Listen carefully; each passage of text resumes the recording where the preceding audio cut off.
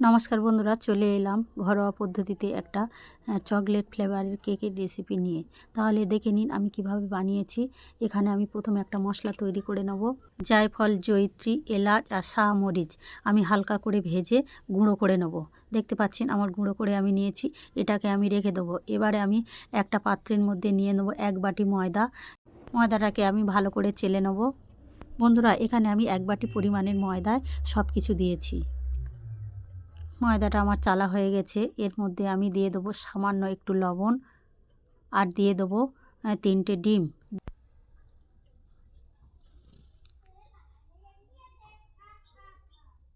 তিনটে ডিম আমি দিয়েছি। এর মধ্যে দিয়ে দেবো স্বাদ মতো চিনি, দিয়ে দেবো মোরব্বা, দিয়ে দেবো টুটি ফুটি আর দিয়ে দেবো কিশমিশ, দিয়ে দেবো এখানে 2টো বাটার।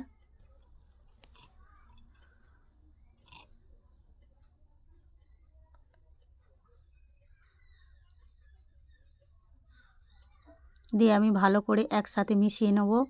বন্ধুরা, কেকটা আমি আমার মতো করে বানিয়েছি। আপনারা কেমন বানান অবশ্যই কমেন্ট করে জানাবেন।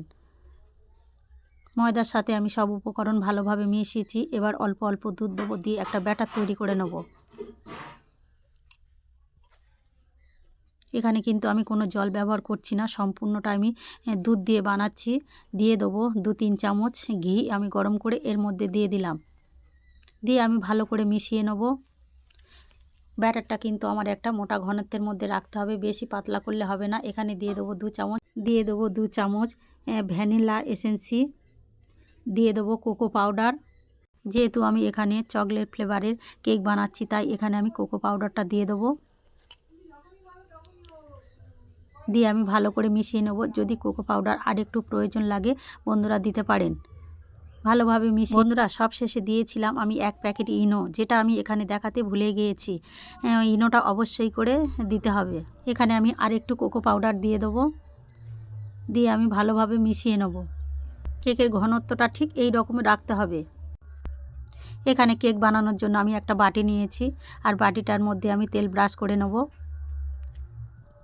এর মধ্যে আমি কলা পাতা দিয়েছি, আপনারা চাইলে পেপারও দিতে পারেন।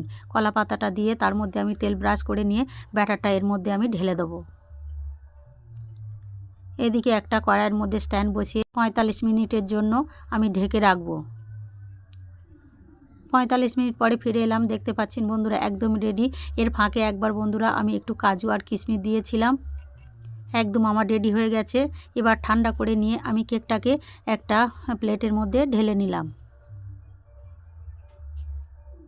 দেখতে পাচ্ছেন আমার একদম কেক রেডি, চকলেট কেক। বন্ধুরা, আমার এই রেসিপি যদি আপনাদের ভালো লেগে থাকে তাহলে লাইক, শেয়ার, কমেন্ট ও সাবস্ক্রাইব করবেন। আর ফেসবুক থেকে দেখলে আমার পেজটাকে ফলো করে পাশে থাকবেন। ধন্যবাদ।